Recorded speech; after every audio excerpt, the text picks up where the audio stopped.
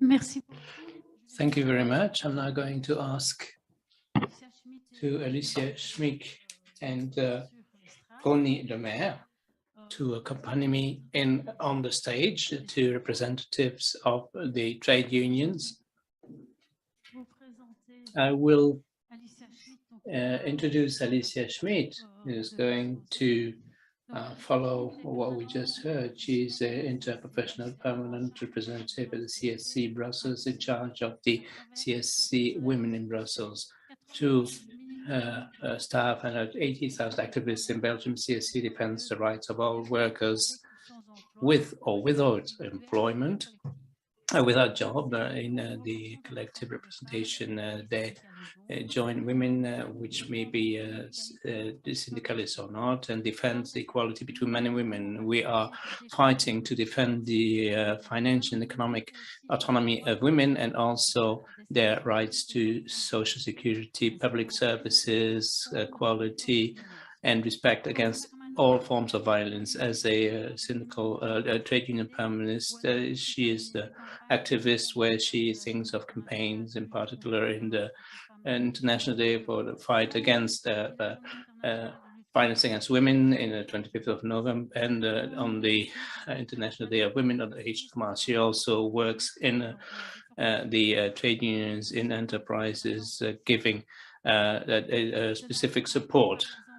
It was a case with a team of delegates of the Transcom of the Belgian Railways, where she set up the first survey for actions for the violence that the workers, female workers of the railroads were subject to in Brussels.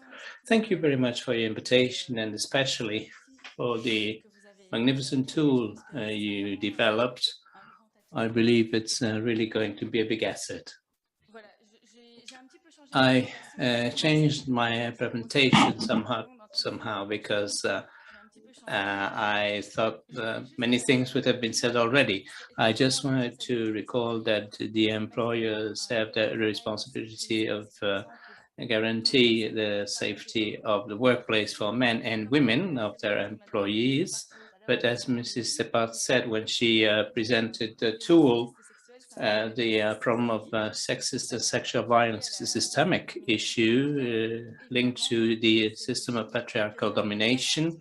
And so, of course, it goes beyond the responsibility of employers. So we have to understand what its origin is to be able to fight it effectively and see that it's a structural issue that needs structural solutions, that there's a domination stake. So for the CSC, it's an important stake for us to fight this domination. We have to contribute to empower women. So I will give an example of the female workers of tier service, but before, and in this video, you will have a testimony of violence, which maybe ring a bell for the people that are listening. If this is too sensitive to you, may switch off the video for the people that are following us online.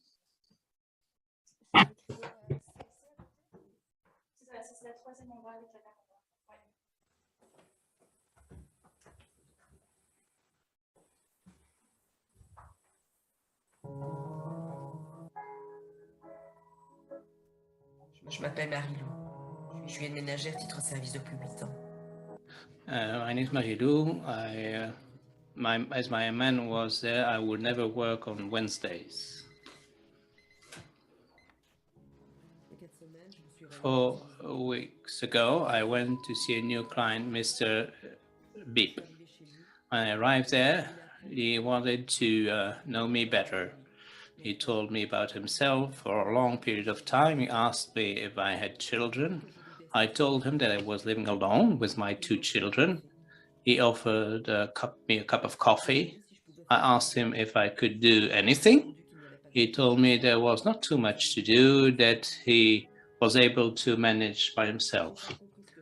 I didn't understand really what I was doing there. I did the dishes and went back home. At the end of the week, I was called by the agency. The new client was happy with my work and asked me to come back every Wednesday. I accepted greedily, of course. On the following Wednesday, when I arrived, he wanted to show me the paintings he had. It were all naked women. He told me he thought I was very nice and that if I needed some more money, I could pose for him. I went running to the kitchen and started keeping everything in their places. He didn't tell me anything more that day.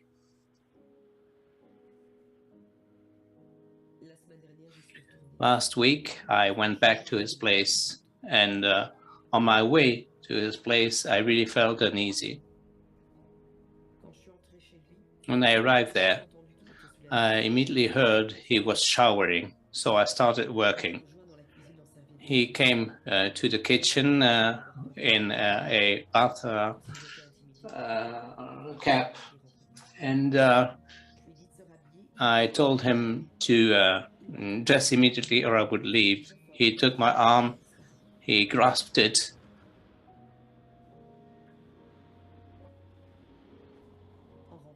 When I went back home, I felt so alone. I felt totally helpless. I really needed that job. Maybe it's my fault. I accepted his coffee, to listen to him, to watch his paintings. Maybe there was something in my attitude. Maybe I'll be lucky enough not to find him home today. Wishful thinking, maybe.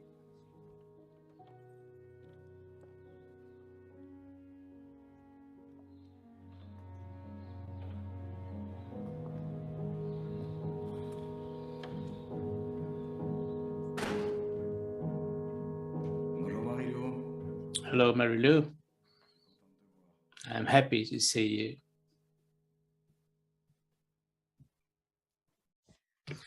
So, this video clip was prepared by our colleagues, which are in charge of the people in charge of cleaning services. And this was a consequence of several complaints that our teams received from our affiliates, and this led to a big survey, and we found out that more than a third of the domestic workers went through the same kind of violence. So very often a testimony brings up more information and gives elements that haven't been stressed enough. We won't be able to fight against violence against women if we do not empower women economically in such a way that they can defend themselves against violences that can be subject on their private sphere or their work sphere. It's not a sufficient condition. We see that in companies where people have good income and stable situation is not enough, but we see that in this case, for domestic workers, you get less than 11 euros per hour. She is afraid of losing a job, and even if they complain, these companies, these agencies that hire them do not want to lose a client, and very often these companies do not do anything, or they simply move this worker to another place and send another domestic worker to the same user. So this is very important to us, a fight for a stable employment, and in these part-time workers are mainly women, and for wages between workers, female and male workers, the difference in wages is of more than 40%. So when you do not arrive with your wages to cover your expenses by the end of the month, you accept almost anything without protesting. So the first way we can defend women is fighting for this, and that's why this Friday we'll have trade union actions to question the law of 1996 limiting the wages for all workers, males or females, but which is even more dreadful for female workers. So this brings up again the question of the stereotypes and the force relationships. As long as women are not economically empowered, they won't be able to fight this kind of violence. And this is a responsibility that we have, all trade unions, and where the employers and the different governments also have something to say. What tools do we have to fight this violence? We have campaigns and accompany collectively or individually the workers and especially the women. We can also apply the law in Belgium. The legislation with the rights of workers is quite protecting for the workers, but it's very difficult to apply. So what we do is train our activists, men and women who are working on a voluntarily basis to help, and also the trade union teams who can assist their colleagues that are suffering violences. And at the CSC, we also are launching specific trainings on violence against women. You can find them on our internet site. If you write CSC women or femme, you will find it directly on Google, and there we show how you can react individually to assist people, victims of violence, and also collectively with a reference to the multi-annual prevention plans.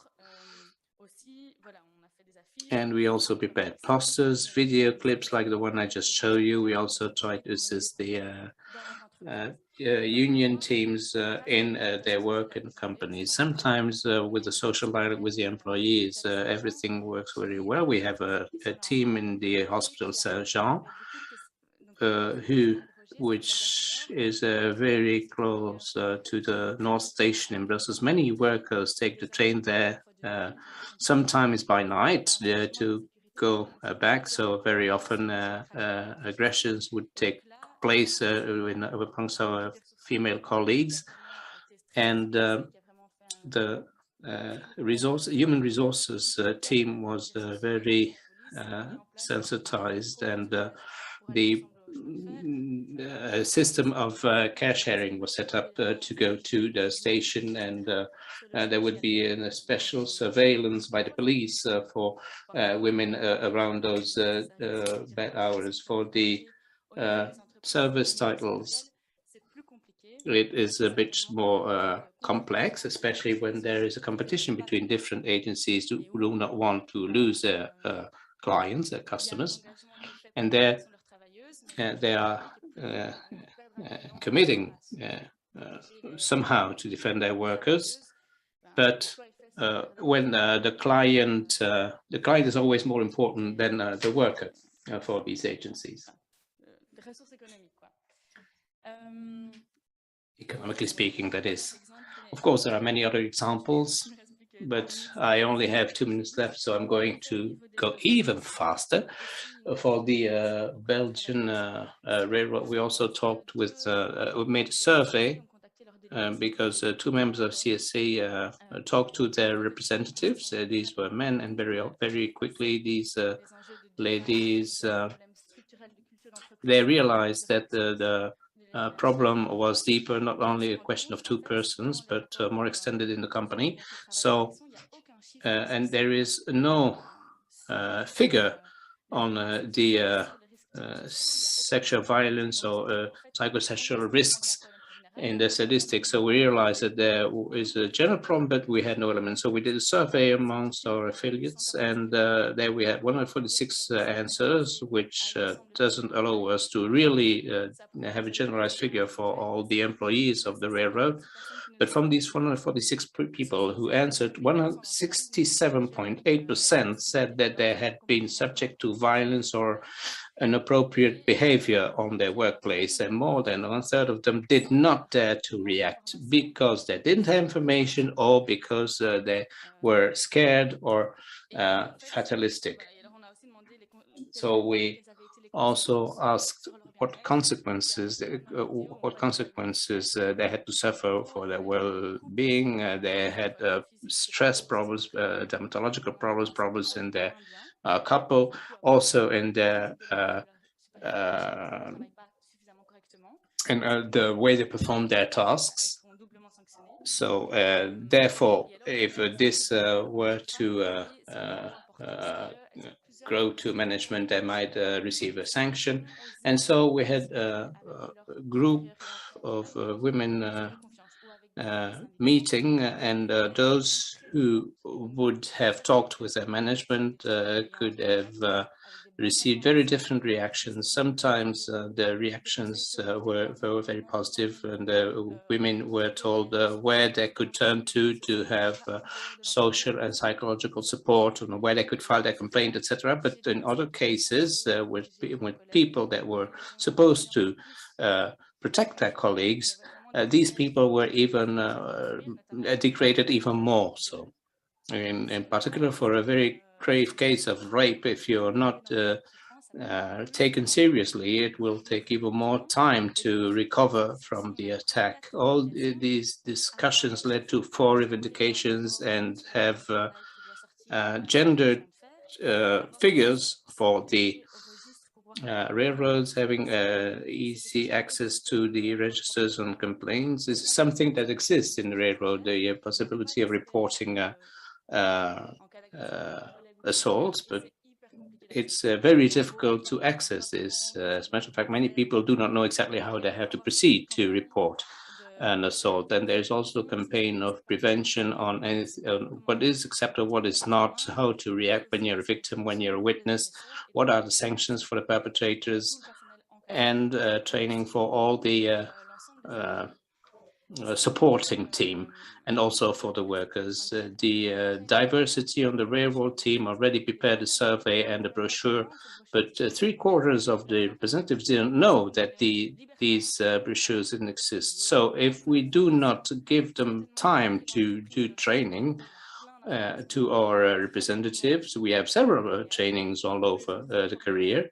It would be magnificent if these trainings would be able to be done every year. We wouldn't be able to react. We presented these revendications to these claims to different levels in the company, but so far we haven't had any result. There is no simplified access to the complaint registry, and we will still go on claiming, revendicating with the representatives. And if we can't reach our goals with the employers, we will take measures ourselves. And then the last thing I want to say is that we try to accompany the trade union teams in companies intersectorally and interprofessionally. We also fighting along with other feminist organizations, and I invite you to come the 28th of November at the Central Station in Brussels. There may be other demonstrations for the Mirabal demonstration. We've seen that there have been already some progress realized. There are already plans to fight for violence in the different governments. There has already been a interministerial conference on this topic, but we need more funding to go further ahead, to assist, accompany the police forces, justice, so that the complaints get to the end of the road. So very often these kinds of complaints are not dealt with properly. So there's really a need in public service like praxis. And there are many other practices in the different provinces, but we need to train, but we also need funding in order to be able to give a service of quality for prevention and to help those women exposed to violence to restructure their lives afterward. Thank you very much.